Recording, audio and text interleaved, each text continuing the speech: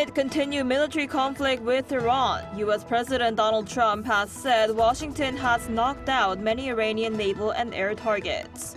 He also said the U.S. Navy will escort tankers through the Strait of Hormuz if necessary, after Iran warned they would attack any vessels trying to pass through the key oil choke point.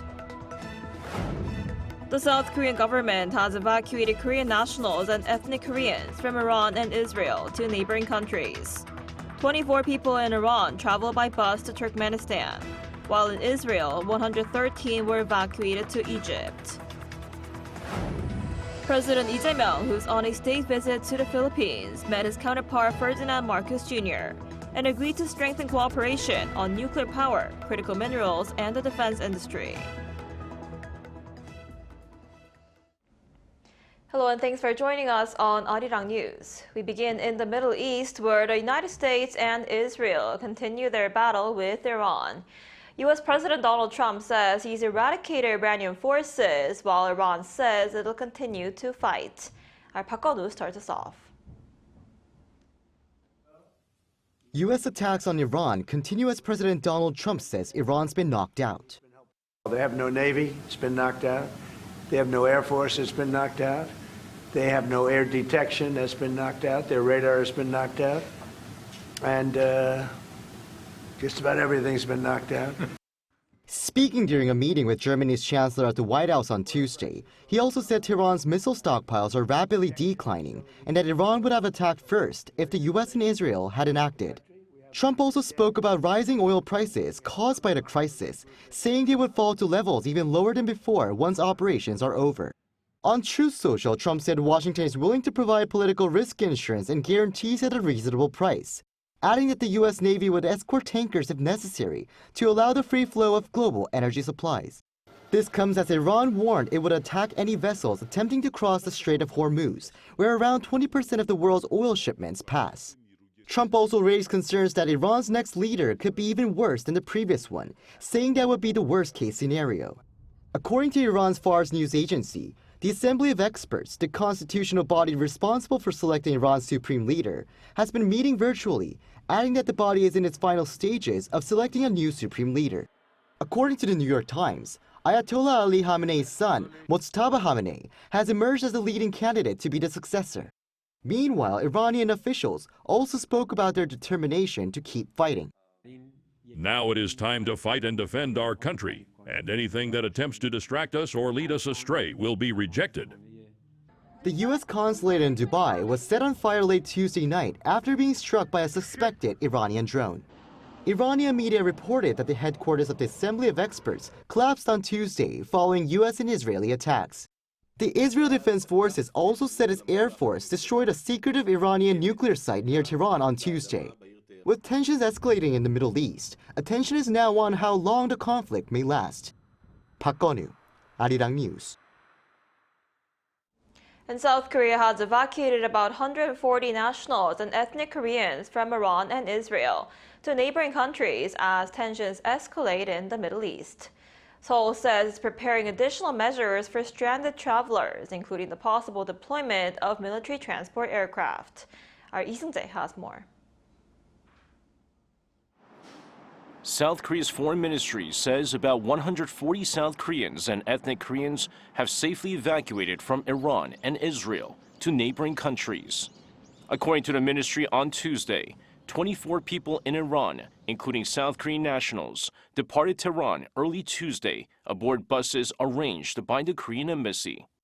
After traveling east and staying overnight at a stopover, they crossed the border Wednesday evening and safely entered Turkmenistan.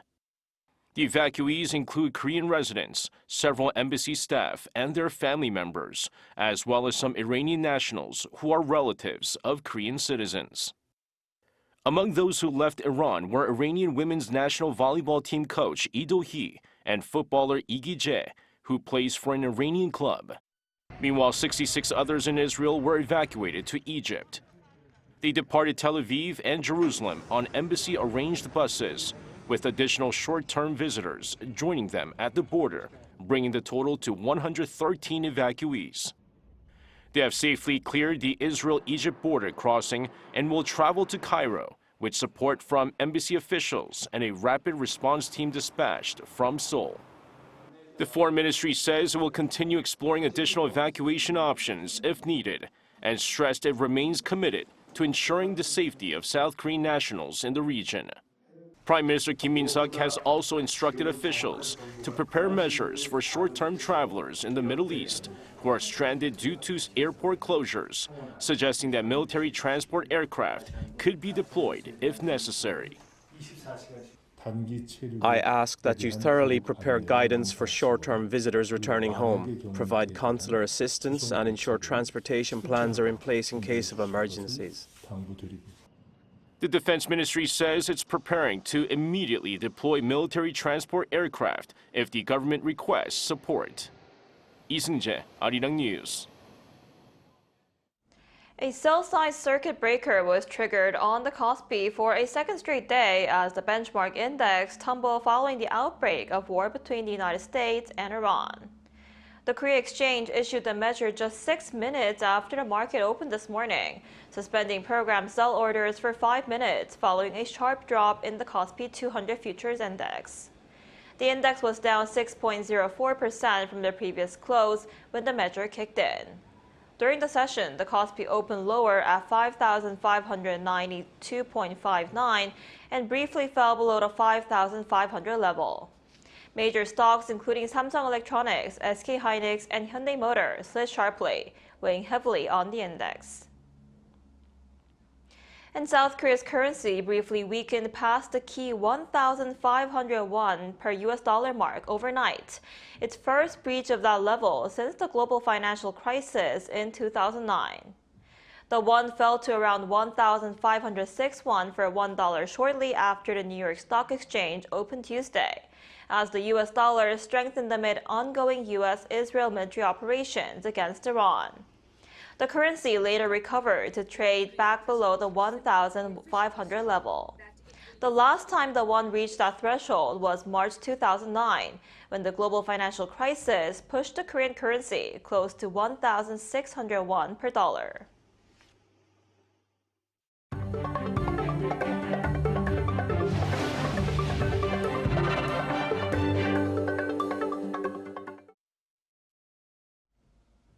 Over in the Philippines, Presidents Lee Jae-myung and Ferdinand Marcos Jr. have agreed to expand cooperation on nuclear power, critical minerals, and the defense industry. Our Blue House correspondent Yoon Jung-min reports from Manila.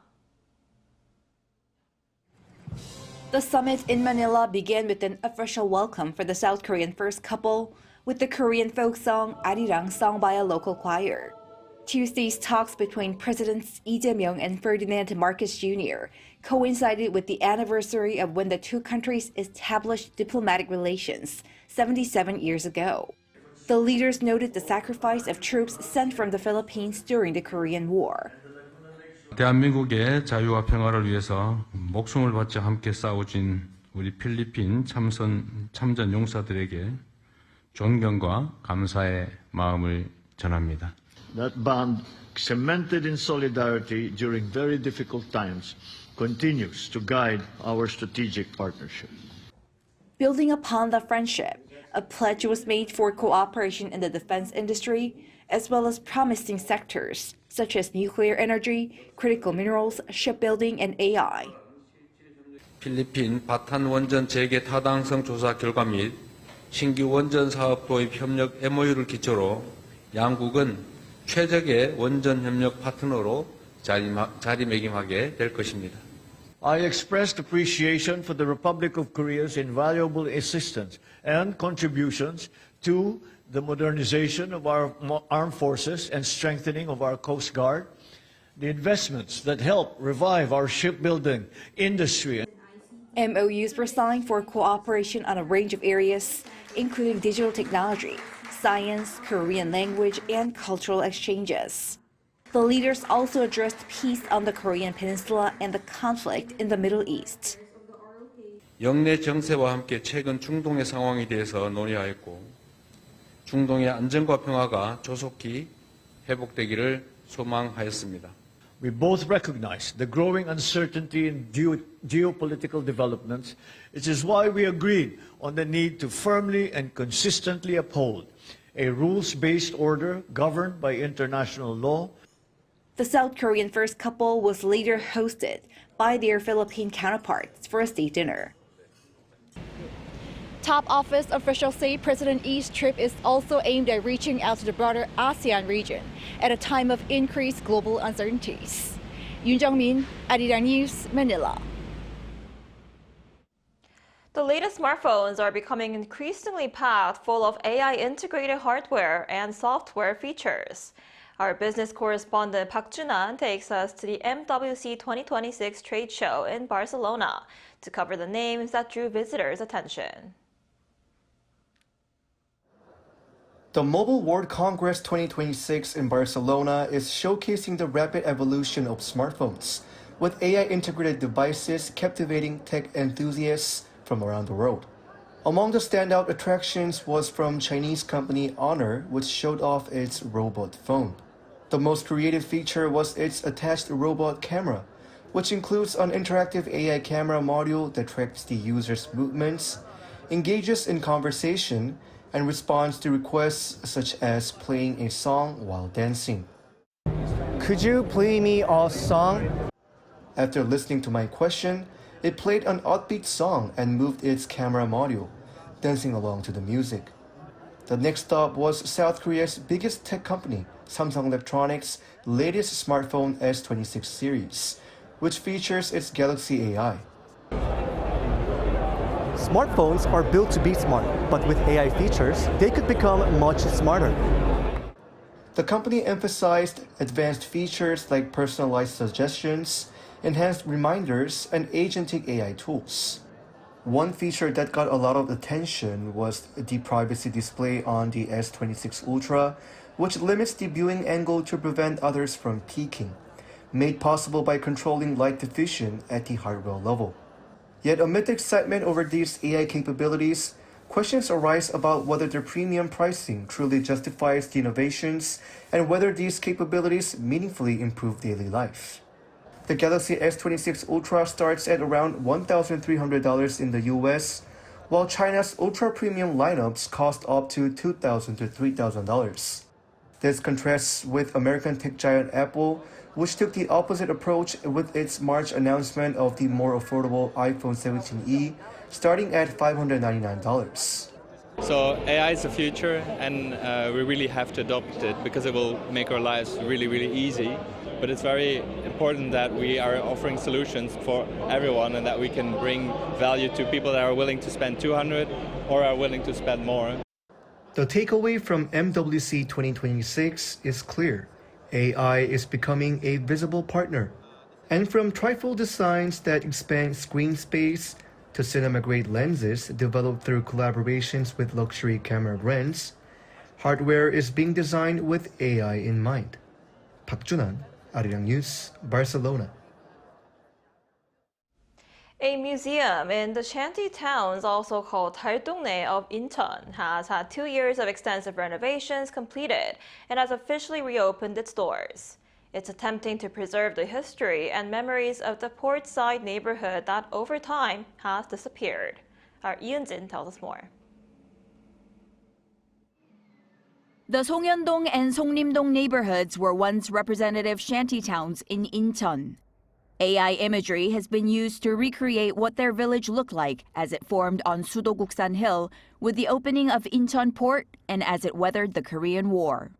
This neighborhood, whose name means Waterworks Bureau in Korean, was the source of Incheon's tap water. The Sudoguksan Moon Village Museum features a recreation of the village as it appeared in 1971, a time when its population peaked with 3,000 households living in close proximity.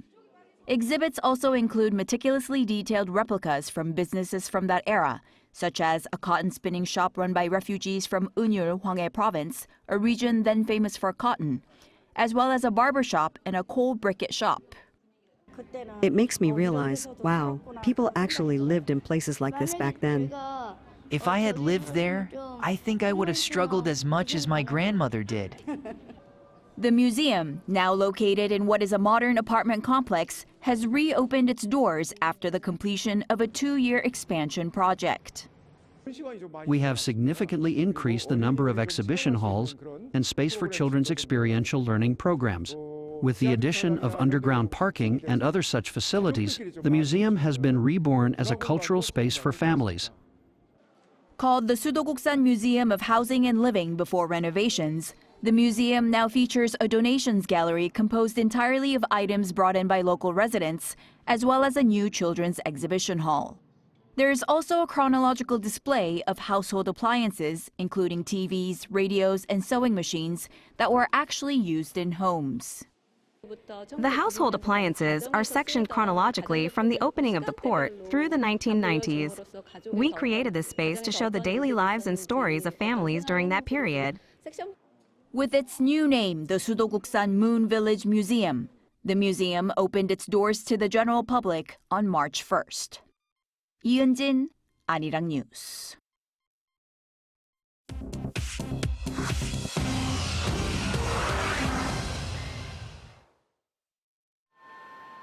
This is The World Now, bringing you everything you need to know from around the globe.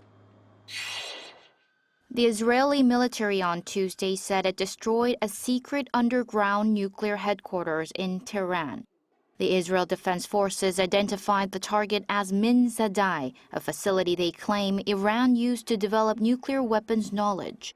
The strike follows the recent killing of Iranian Supreme Leader Ayatollah Ali Khamenei and several top military commanders. Iran has been making efforts to move more of its weapons development underground since June 2025. President Donald Trump on Tuesday threatened to sever all trade ties with Spain after Madrid blocked U.S. warplanes from using its military bases for strikes on Iran. The U.S. president ordered the Treasury Department to cut off all dealings with Madrid, citing a Supreme Court ruling to justify a full trade embargo. This comes after Spain's socialist leadership forced a relocation of 15 U.S. aircraft from military bases in southern Spain. Trump further criticized Spain for failing to meet NATO's increased defense spending targets of 5% of GDP. German Chancellor Friedrich Merz joined the pressure campaign, urging Spain to comply with regional security obligations. In the U.S., the father of a teenager responsible for a high school massacre has been convicted of second-degree murder. A jury in the state of Georgia found that Colin Gray was criminally responsible for the September 2024 shooting at Appalachia High School after he gave his son an assault rifle. Prosecutors proved that Gray purchased the weapon as a Christmas gift, despite knowing his son's deteriorating mental health and obsession with past school shooters. Gray now faces up to 30 years in prison. 2 students and 2 teachers were killed in the attack. In Iran, panic-driven investors moved millions of dollars worth of cryptocurrency out of Iranian exchanges immediately after U.S. and Israeli airstrikes on Saturday. Blockchain researchers at Chainalysis and Elliptic tracked over $10 million in outflows between Saturday and Monday as the conflict intensified. In the single hour following the first reports of explosions, funds leaving Iranian platforms spiked 8-fold, hitting nearly $3 million. Experts say the surge is a combination of capital flight by ordinary citizens and state-aligned actors attempting to shield assets from geopolitical risk. Iran's annual crypto volume is estimated to be up to $11 billion. Chu Ji-han, Arirang News.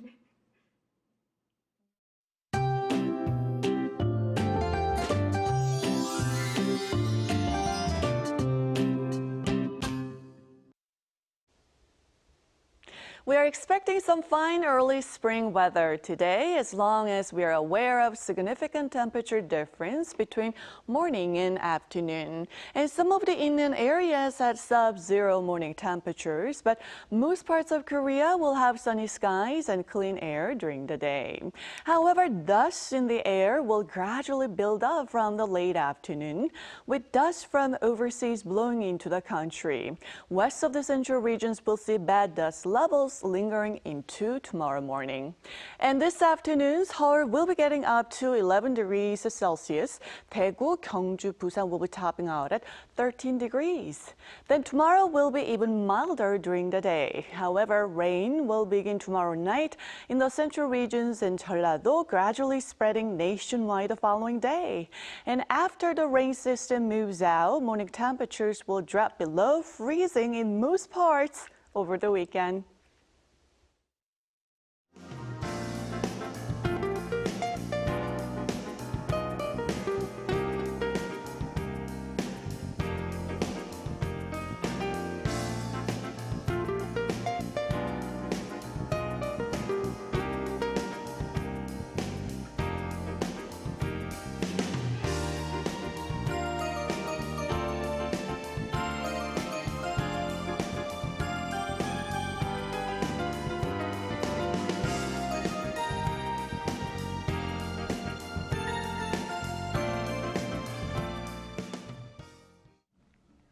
That's all we have for today's noon edition of Arirang News. Thank you for watching. We'll be back at 5 p.m. Korea time. Stay tuned.